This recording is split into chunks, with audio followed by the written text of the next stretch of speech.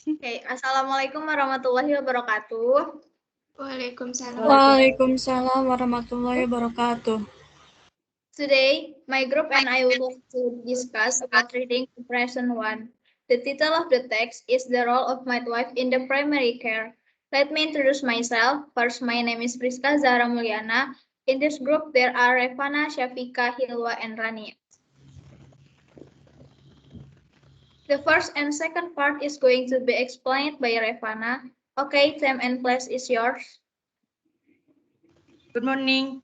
Thank you, moderator. My name is Revana. Now I try to explain about the main idea of the first and second paragraph. The main idea of the first paragraph is 1. Throughout human history, midwives have attended to the healthcare needs of women, focusing primarily on labor and delivery, but over time, the role of the midwife has expanded to include routine gynecological and primary care for women. Jadi perawat yang bersertifikat itu adalah perawat daftar dan yang telah lulus dari program pendidikan nurse midwifery dan untuk menerima gelar profesional dari bidan bersertifikat. And the main idea of the second paragraph is nurse midwives have been practicing in the United States since the 1920, yaitu para perawat dan bidan telah berlatih di Amerika Serikat sejak tahun 1920-an. Okay, thank you, Revana. The next part is going to be explained by Syafika.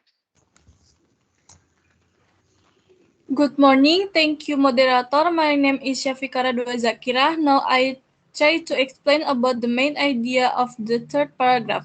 The main idea of the third paragraph is while most women are familiar with the role of today's CNM in providing prenatal and obstetrical care, they might not have considered using a CNM for their routine primary and gynecological care, whether they plan on having children or not. A CNM is trained and licensed to provide a far broader spectrum of service than you might be aware. And many women are now choosing to use CNMs as their primary health care provider throughout their childbearing years and well past menopause, according to the American College of Nurse Midwives, aka ACNM. 53.3% of CNMs identify reproductive care and 33.1% identify primary care as main responsibilities in their full-time positions. Jadi yang dimaksud dari paragraf ketiga adalah kebanyakan wanita dengan peran CNM saat ini yang memberikan perawatan prakelahiran dan obstetri. Mereka tidak mempertimbangkan apakah mereka ingin memiliki anak atau tidak. CNM, spektrum layanan CNM jauh lebih luas daripada yang mereka sadari. Lalu, menurut American College of Nurse Midwives atau ACNM, ada 53,3% CNM mengidentifikasi perawatan reproduksi dan 33,1% mengidentifikasi perawatan primer sebagai tanggung jawab utama dalam posisi penuh waktu mereka.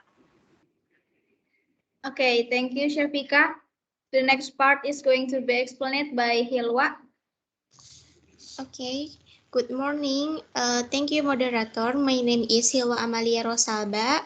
Now I try explain about the main idea of the fourth paragraph. The main idea of the fourth paragraph is most midwifery program require applicant to have a bachelor degree. Although some will admit registered nurse without bachelor degree and direct them to BSN or bachelor's of session in nursing degree program before they begin their midwifery education. CNMs must process a master degree from accredited institution. So the meaning of the paragraph is bagaimana CNM dilatih, yaitu the Accreditation Commission for Midwifery Education or ACMA is official accrediting body from CNM education program. And ada 39 akreditasi program pendidikan midwifery di Amerika Serikat.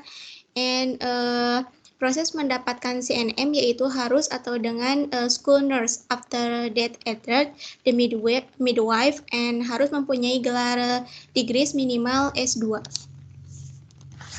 Okay, thank you, Hilwa. The next part is going to be explained by Rani. Okay, thank you, moderator. My name is Rani Nurhayati. Now I try to explain about the main idea of the first and second paragraph. The main idea of the 5th paragraph is primary care and gynecological service by using CNMs, the primary care provider, women's gynecological and obstetrical need can be seamlessly integrated into the total healthcare plan. Many CNMs work within practice that include physician and other provider. Jadi layanan CMNs selain merupakan pusat midwife untuk menyediakan perawatan kebidanan, juga menyediakan perawatan bayi baru lahir.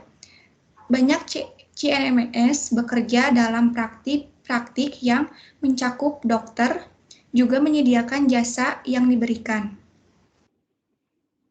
Okay, thank you, Rani. And the discussion has been finished. Now I would like to convey the conclusion of the text. It can be concluded that ACME is the official accrediting body for CNM education program. So most midwifery program require applicant to have a bachelor degree. Although some will accept registered nurse without a bachelor degree and direct them through a BSN or Bachelor of Nursing degree program before they begin their midwifery education. Play an important role in providing obstetric and newborn care. They are also qualified to provide routine primary care and gynecological service. That's all. Thank you. Wassalamualaikum warahmatullahi wabarakatuh. Waalaikumsalam warahmatullahi wabarakatuh. Waalaikumsalam warahmatullahi wabarakatuh. Rapika, pencet apa? Stop recording. Iya, stop.